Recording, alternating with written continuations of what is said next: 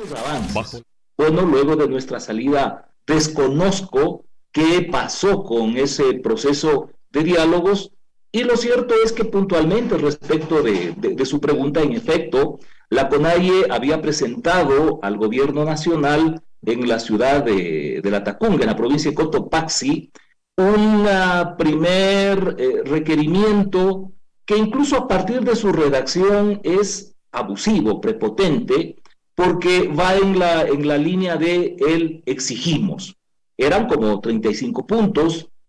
Luego, en una primera reunión que mantuvimos en el mes de octubre en la Presidencia de la República, eso fue disminuyendo, y posteriormente, a inicios de noviembre del año anterior, se produjo por invitación del presidente Lasso una reunión no únicamente con la CONAIE, sino también con la FEINE, la FENOCIN y el Frente Unitario de Trabajadores, en donde llegaron ya a consolidar toda la propuesta en estos 10 puntos que ha sido materia del pretexto que ha determinado el caos por el que está atravesando el país.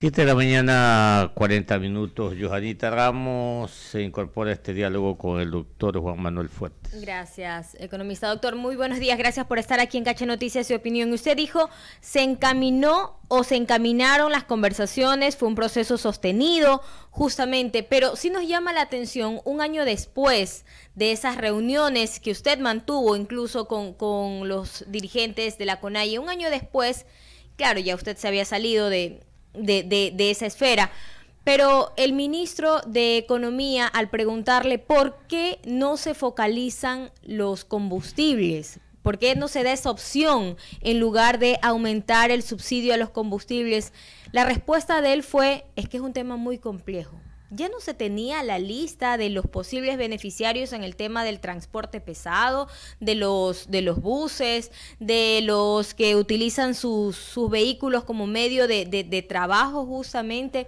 Y ahora sale el presidente de la República ayer en cadena nacional diciendo que bueno, sí, se va a bajar el precio del galón del diésel de la Extra y Ecopaís en 10 centavos. ¿Se cedió entonces a lo que se exigía por parte de la CONAIE? Joana, le reitero mi saludo. Me parece que aquí hay algunos aspectos que deben ser analizados. Y lo que usted señaló inicialmente es de capital importancia.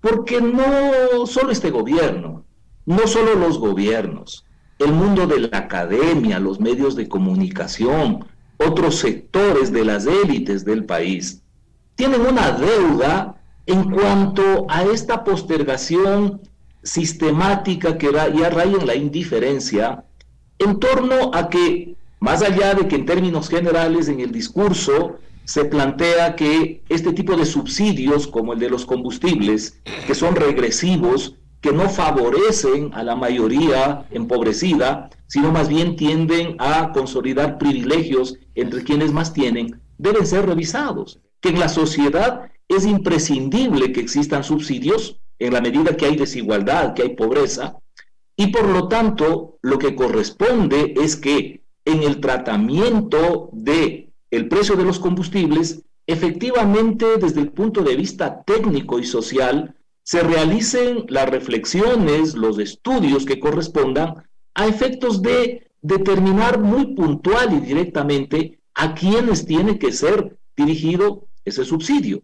Pero desgraciadamente, más allá de esta afirmación de carácter general, insisto, no este gobierno, no solo este gobierno, no solo los gobiernos, sino el país tiene una deuda consigo mismo y con la inequidad, porque termina favoreciendo la inequidad el mantener este tipo de decisiones en cuanto a agarrar, más allá de la dificultad, un proceso que conduzca efectivamente a determinar en qué términos, en qué condiciones debe ser establecido ese subsidio para los combustibles. Lamentablemente, parte de lo que es la dinámica política, económica y social del Ecuador es que una vez que se superan las crisis, no se siguen procesos que posibiliten una solución estructural de los problemas que originan esas crisis, y el resultado es que reiteradamente estamos volviendo a escribir los mismos capítulos de confrontación, de caos, de pérdidas, y no sé si algún día vamos a aprender. ¿Cómo queda el gobierno si se logra salvar de una posible destitución el presidente Lasso que se analiza en la Asamblea? Todavía, en teoría no tendrían los votos para avanzar con esta destitución que la propone UNES. Pero, ¿cómo queda políticamente el gobierno con la CONAIE? Luego que se pronunció el presidente Lasso, la CONAIE emitió un comunicado diciendo que esta reducción no es suficiente, no se atienden todos los pedidos, pero que van a analizar a la interna. ¿Cómo queda políticamente la imagen de Guillermo Lasso? A ver, Joana, yo señalaba que abordar este tipo de problemas de gobernabilidad de este y de cualquier régimen implica hacerlo desde una perspectiva estratégica. Esto no puede improvisarse. Nosotros teníamos claro que el escenario menos deseable para cualquier gobierno es que llegue a provocarse un levantamiento indígena, porque hay que diferenciar entre lo que constituye la manifestación, la movilización del levantamiento indígena, que tiene otras características. Y esto porque no es únicamente lo que puede movilizar la CONAIE y el movimiento indígena, sino que sobre todo en sectores urbanos usted tiene instalados grupos radicales, algunos de los cuales incluso tienen una lógica de actuación entre el terrorismo y la guerrilla urbana, y esto genera condiciones favorables para un escenario no de crisis, sino de caos. Pero, doctor Fuertes, disculpe que lo interrumpa, usted acaba de decir, ustedes tenían claro que el escenario más complejo era un levantamiento indígena. Usted lo tenía claro. ¿Quién en el gobierno entonces no lo tenía claro y no escuchó esa parte? Desconozco, porque lo que yo tenía que hacer es cumplir con mi responsabilidad. ¿Quién no lo escuchaba a usted? ¿Quién no lo escuchaba a usted? ¿Quién no lo escuchaba a usted? Usted tenía clara la película. ¿Quién no le escuchaba a usted? Joana, uno de los puntos frágiles que tiene el gobierno del presidente Lasso es la falta de asignación de importancia al tema político. Y esto, sin duda alguna, genera problemas. Digamos que si hacemos una correlación histórica, un recorrido histórico, en el gobierno de Correa le dan muchísima importancia a lo político, arman toda una estructura con varios de sus cuadros principales encargados del Ministerio de la Política.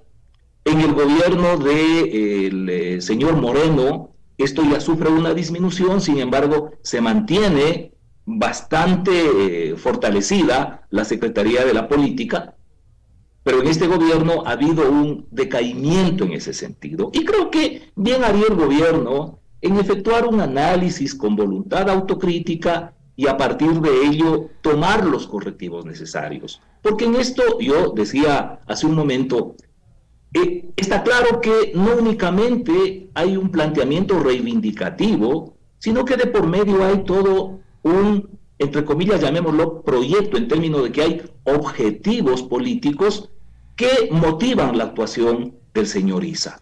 Claro, desde el punto de vista reivindicativo, el trofeo mayor que el movimiento indígena históricamente siempre busca es parar o lograr la disminución cuando se incrementan precios de los combustibles. Ese es su emblemático trofeo. Y desde el punto de vista político, el señor Issa es parte de un esquema que busca desde hace rato la caída del gobierno del presidente Lasso. Por lo tanto, hay que reconocer que al momento el gobierno se encuentra políticamente bastante debilitado. El señor Issa y todo su combo han logrado adquirir una posición ventajosa, ha llevado las cosas a su cancha y en función de eso impone, no negocia. Claro, con lo que aconteció el viernes al final del día, con las instrucciones para que la policía, las fuerzas del orden, repriman ya estos desafueros, esta vandálica actitud delictiva que asumieron buena parte de los manifestantes, logró controlar, pero como paralelamente desataron el otro lado de la tenaza, que es la activación de la búsqueda de destitución constitucional en la Asamblea, el gobierno se ve obligado a retirar el estado de excepción y eso le deja en condiciones precarias para contrarrestar esta persistencia de bloqueos que se están produciendo en el país. Y de cara al futuro, sin lugar a dudas, Joana, economista, el gobierno queda bastante debilitado en lo político y eso requiere un análisis con la austeridad, la profundidad, la autocrítica del caso, de ser permeables a la crítica y a partir de ello tomar los correctivos que sean necesarios y estén al alcance.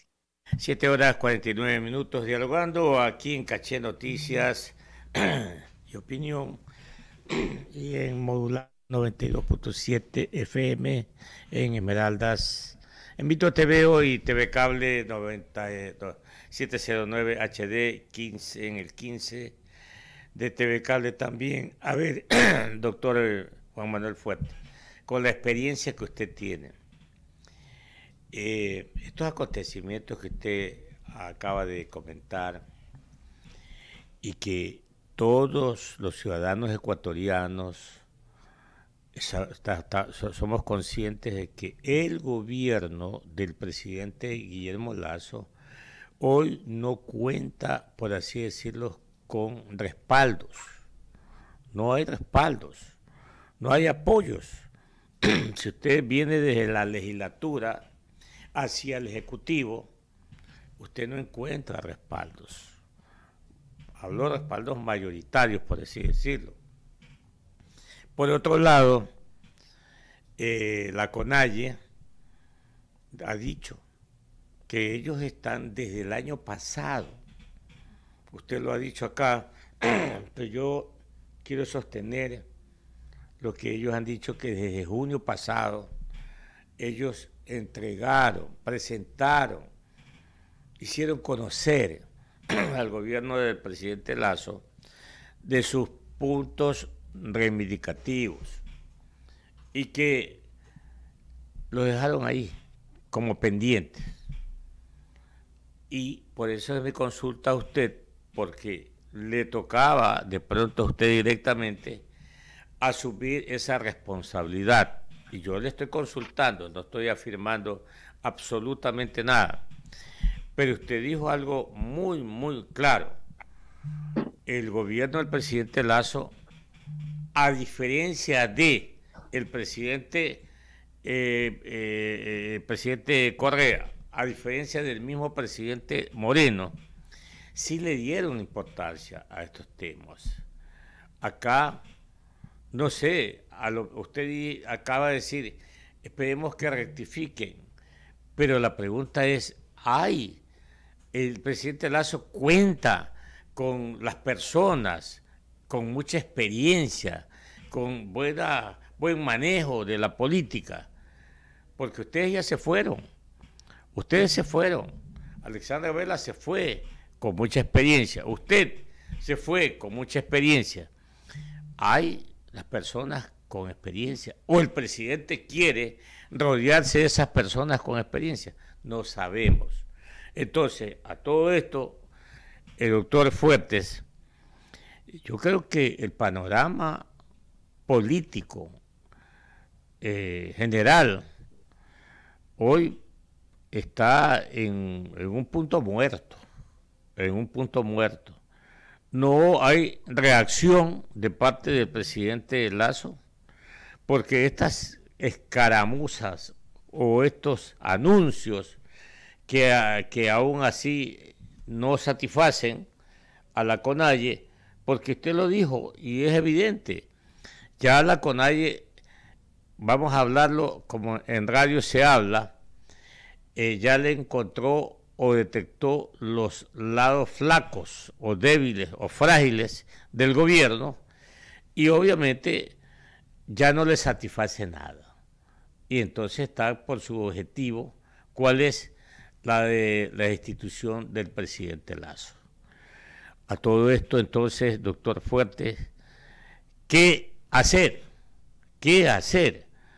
Porque la Asamblea está en una sesión de debate, precisamente tratando una sugerencia que hiciera la misma doctora Alexandra Vela de ir a una muerte cruzada, y que creo que esa fue la situación que al no aceptar esta situación el presidente Lasso permitió tomar una decisión la doctora Alexandra Vela de salir del gobierno. Entonces hay varios factores, doctor Fuerte. ¿Por dónde empezamos? Sobre lo primero, en las reuniones que se mantuvieron en la Presidencia de la República con diversas organizaciones, las respuestas del presidente Lasso en algunos casos incluso fueron más allá de lo que era materia del planteamiento. Pero claro, una de las características de la administración pública es que las diversas carteras de Estado funcionan como departamentos de estanco, que no hay la interacción necesaria para impulsar la política pública que permite conseguir ciertos objetivos. Y en la medida que no exista ese input político, es muy complicado que aisladamente los ministerios puedan presionarse entre sí para encaminar ese tipo de gestiones para conseguir esos objetivos. Y eso es algo que ha acontecido en otros gobiernos, y que ha imposibilitado que, teniendo posibilidades de atender al menos varios de los requerimientos oportunamente, esto no se concrete. Porque además, economista Joana, hay que tomar en cuenta que la estructura administrativa del gobierno no es únicamente la de sus personeros máximos en cada dependencia, del ministro, de los subsecretarios, sino que hay todo un andamiaje burocrático de personas que están siendo parte de la administración en forma permanente, y que a veces son las que manejan la información y terminan tomando las decisiones. Por eso la necesidad de tener clarísimo desde el punto de vista político lo que hay que hacer para superar este tipo de bloqueos. En lo otro, sin duda alguna, el escenario es complejo. Decía momentos atrás que, por un lado, cuando se hace un estudio sobre lo que es el movimiento indígena, lo que es la CONAIE, lo que son sus dirigentes, uno puede desprender cuáles son las motivaciones, haciendo un perfil psicológico incluso del señor Issa, y es absolutamente predecible que el señor siempre procura tener una condición ventajosa, no para negociar, sino para imponer, y como tiene un acuerdo con otros sectores políticos, estamos viendo lo que se desencadena. Mientras, aquí hay una tenaza, mientras el señor Issa, por un lado, despliega toda la gestión que está a su alcance para caotizar y con esto configurar un estado de crisis interna. Por el otro lado, sus camaradas, sus colegas de proyecto, desde otras instancias políticas, atenazan con el otro lado. Y por eso es lo que está aconteciendo en la Asamblea, en donde pues es de imaginarse que deben estar en una frenética gestión para conseguir votos en ambos lados, porque no se puede asegurar que, si bien inicialmente aparece que no tendrían los 92, no se puede asegurar que esto no ocurra. Nosotros somos testigos, los ecuatorianos, de una cantidad de episodios en los que uno puede constatar que ocurren cosas insólitas en la legislatura. Ya vemos lo que pasó con el señor Quispe, el jefe de bancada de Pachacuti, que anuncia con una ferviente intervención que bajo ningún punto de vista van a prestarse para que se cumplan las consignas del correísmo y por lo tanto no votarán por la destitución del presidente. Y sin embargo, en la sesión de la noche la Asamblea efectúa una intervención en la que termina diciendo que va a votar por la destitución del presidente. Entonces, no se puede asegurar que no existan finalmente esos 92. Ojalá no ocurra ello. Pero con esto no se termina el problema. Hemos estado insistiendo que los problemas del país están instalados, de que hay una debilidad política del gobierno. Sin embargo, economista, cualquier vicisitud es también una oportunidad. Y creo que el gobierno tiene la posibilidad, la ocasión de hacer una suerte de refundación. Yo he dicho, el gobierno tiene que resetearse políticamente, cambiar su estado mayor político, contar con ecuatorianos, ecuatorianas que tienen condiciones para orientar la decisión gubernamental en materia política, pero claro, se puede contar con luminarias intelectuales experimentadas del mundo entero, pero se requiere que el presidente Lasso le dé otra importancia, tenga otra apertura para el tema político y para la toma de decisiones políticas. Vea usted lo que ha acontecido en cuanto a desgaste por mantener esa defensa rigurosa, casi guerrera, de la presidencia de la señora Llori en la Asamblea, todo el costo que esto le ha generado. Entonces, reitero, creo que es una oportunidad para el gobierno respecto de su condición política, y esta debe ser una oportunidad para el país, para que desde los diversos ámbitos, con objetividad, con rigor, se haga una lectura de lo que ha pasado, porque es evidente que no aprendimos de octubre del 2019, ni de lo que pasó en Bogotá o lo que pasó en Santiago de Chile, y nos vemos sorprendidos por escenarios que son absolutamente predecibles. Y termino con esta pregunta y con el diálogo con usted, doctor Juan Manuel Fuertes. La pregunta, ¿no? A ver, resetear el gobierno en el evento que, por supuesto, la mayor parte de la población ecuatoriana no está de acuerdo en una institución, porque hay suficientes argumentos. Estamos saliendo de una pandemia. En el año 2020 decrecimos en un 8% económicamente. En el 2021 un poco reaccionamos en lo económico. En 2022 un poquito dimos señales de reactivación, pero eso no alcanza y no ha alcanzado. Y entonces nos encontramos ahora que el presidente Lasso tiene un año de labores, entonces hay que sacarlo. Y la pregunta es, ¿hemos resuelto el problema sacando a Lasso? O mejor le decimos a Lasso, tomo su palabra o su término, resete Lasso, resete Guillermo Lasso, cambie su actitud o su forma de gobernar, porque esa no es la adecuada al momento en el Ecuador, y adelante. Porque de lo contrario, doctor Juan Manuel Fuertes, experiencias tenemos. Hemos sacado varios presidentes y ¿qué hemos logrado? Usted, con la despedida. Hay cosas que son desde lo formal, incluso básicas, para generar un mínimo de credibilidad y de certidumbre en un país. Esto, hagamos una comparación. ¿Qué le parece, economista y ecuatorianos?